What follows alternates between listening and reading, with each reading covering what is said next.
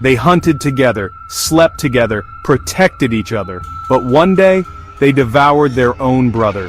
What drove four lions, united by strength and survival, to destroy themselves in a brutal cycle of cannibalism? This is the true story of a coalition that, instead of dominating the savannah like an invincible brotherhood, spiraled into betrayal, fear, and blood. And the most shocking part was yet to come. In this video, you'll discover how trust, even among the strongest, can become the deadliest weapon.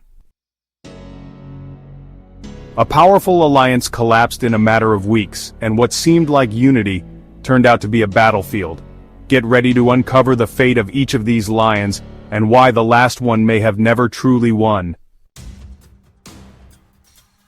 In the heart of the Luanda savannas, Angola, four young males formed a unique coalition, a rare pact among lions, driven by instinct, survival, and strategy.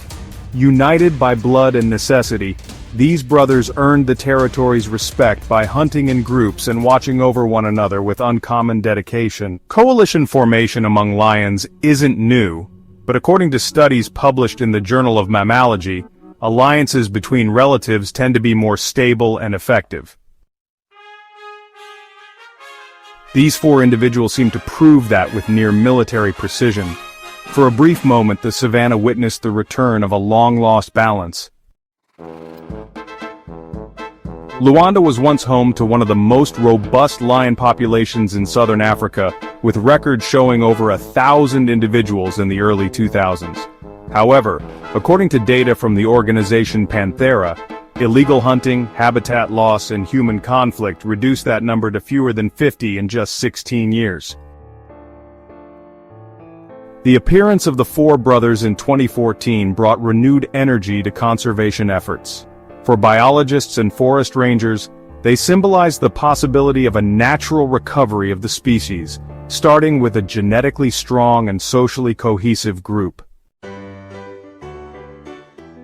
A fragile hope, but a real one.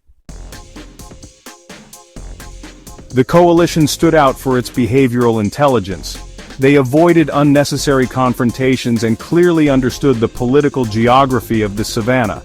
They reached their peak in June 2014, when they overthrew a dominant coalition and took control of a harem with 7 females, consolidating their dominance.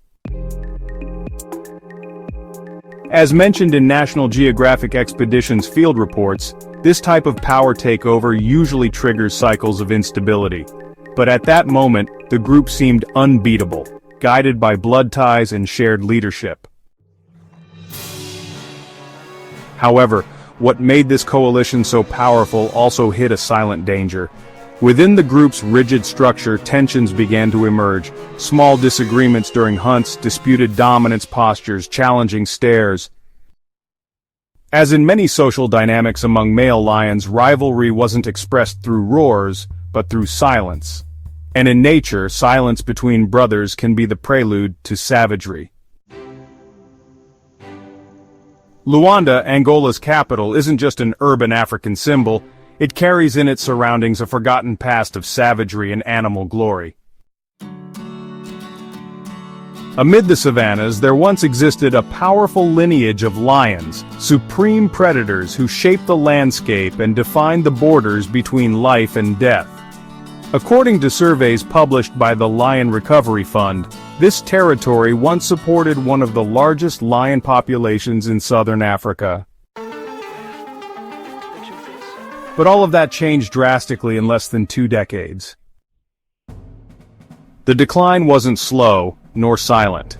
Starting in the 2000s, poaching intensified brutally, fueled by the illegal bone trade and the uncontrolled expansion of human communities into natural habitats. As highlighted in IUCN Red List reports, in just 16 years, Luanda saw its lion population plummet from over 1,000 to fewer than 50 individuals. What was once a constant roar turned into an ecological vacuum filled with uncertainty. For the few lions that remained, the challenge was almost mythological. survive in fragmented territories, face unknown rivals, deal with prey scarcity, and a lack of dominant genetic heritage. The ground, once marked by tracks of great coalitions, now showed scattered paths of solitary nomads. The natural balance had collapsed, and with it the very social structure of the felines.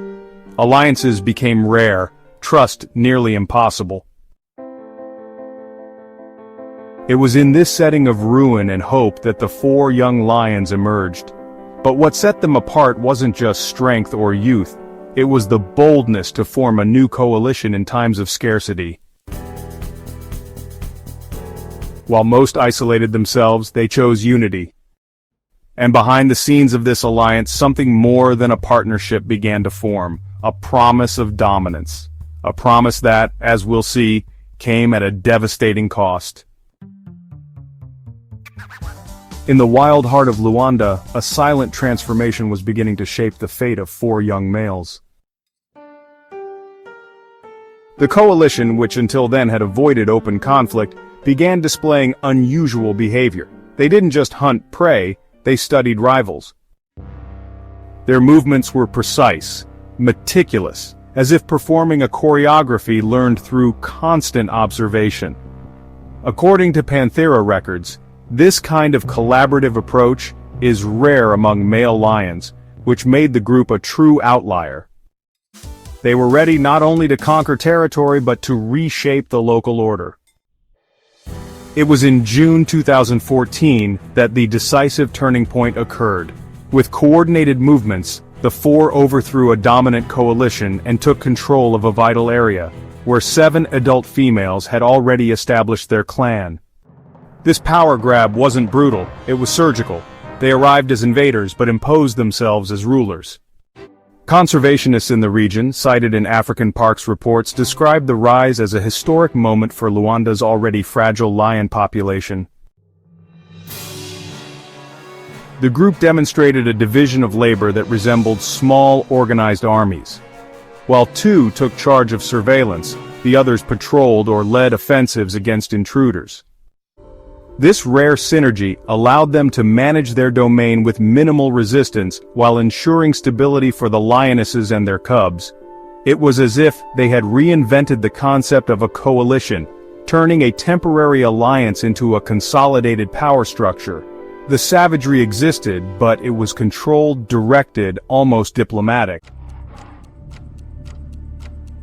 But with dominance comes exhaustion, and with stability, ambition. Although the clan thrived, something was beginning to crumble from within. What was once camaraderie turned into silent competition.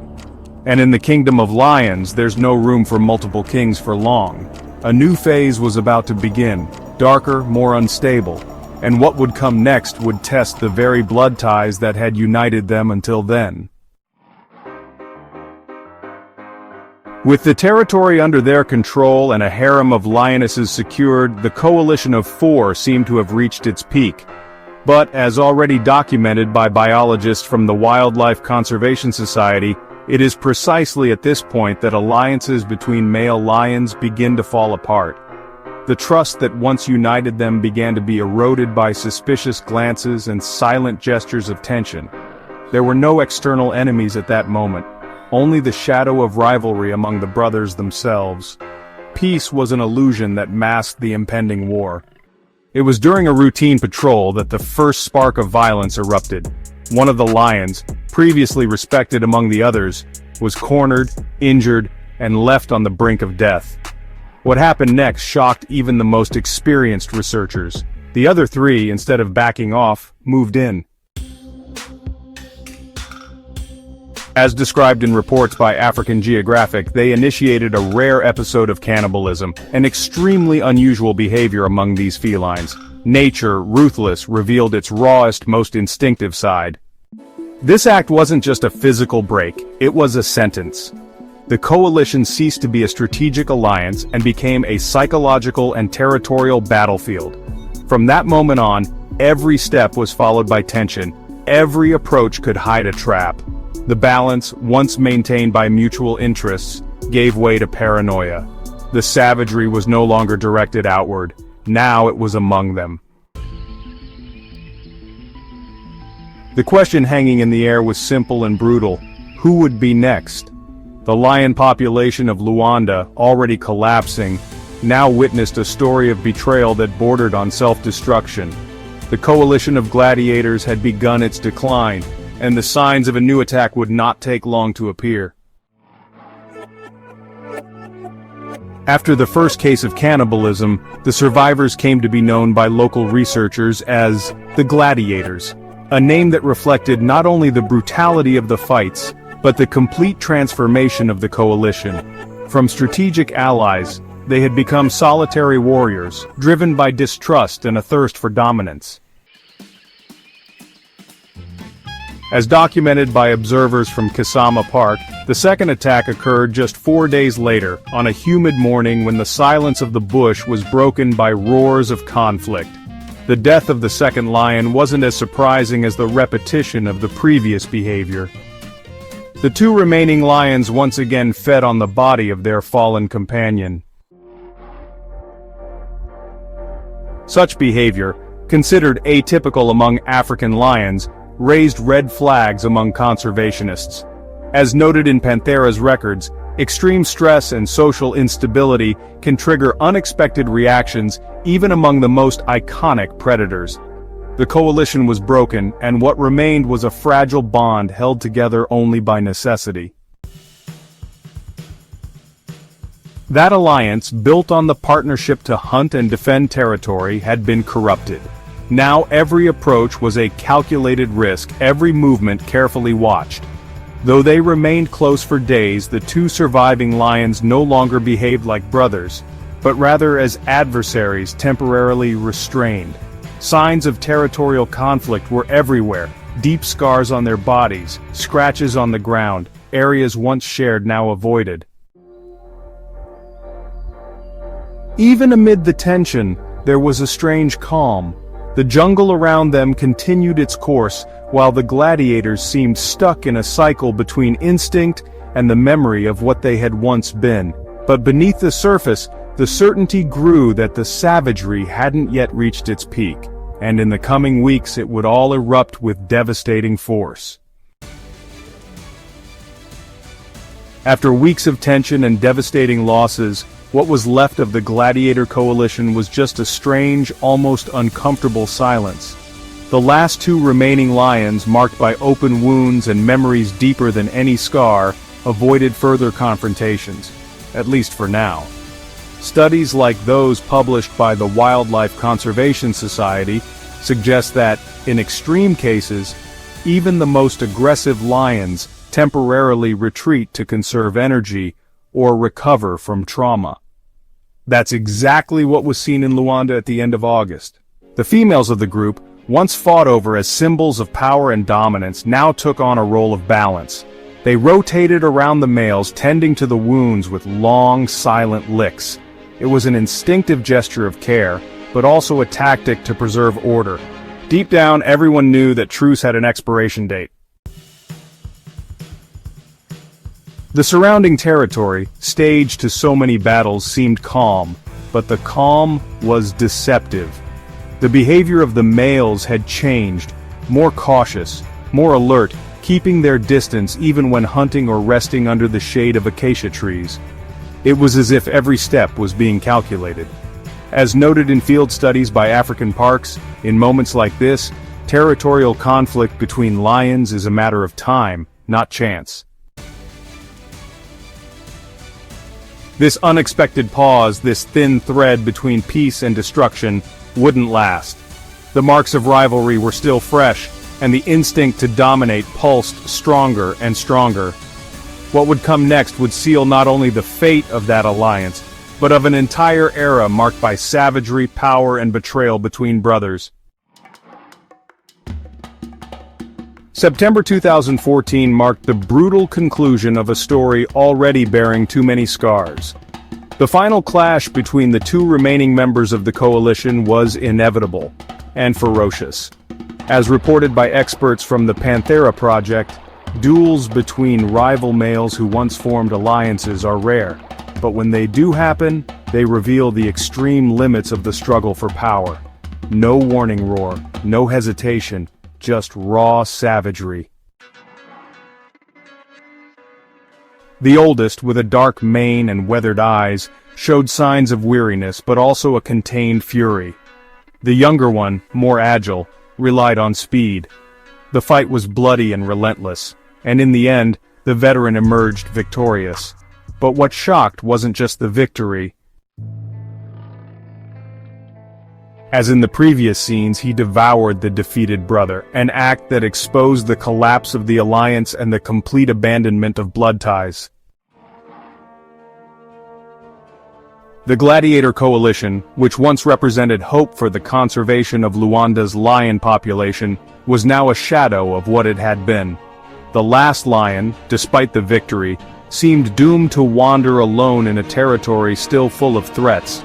He maintained control over part of the female clan, but the environment carried the weight of loss and instability. The balance had been broken.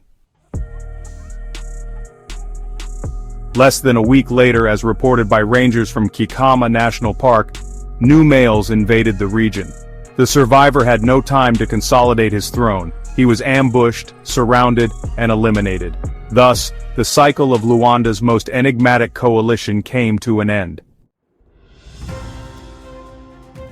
But the impact left by these gladiators would echo for a long time in stories of rivalry, cannibalism, and a power conquered and lost in just a few months. Now that you know this devastating story, one question lingers in the air. In a wild world where everything is about conquest and territory, is true strength found in maintaining an alliance or in betrayal to survive? Leave your opinion in the comments. And if you want to keep exploring the rawest secrets of nature, subscribe to the channel. The next chapter is closer and wilder than you think.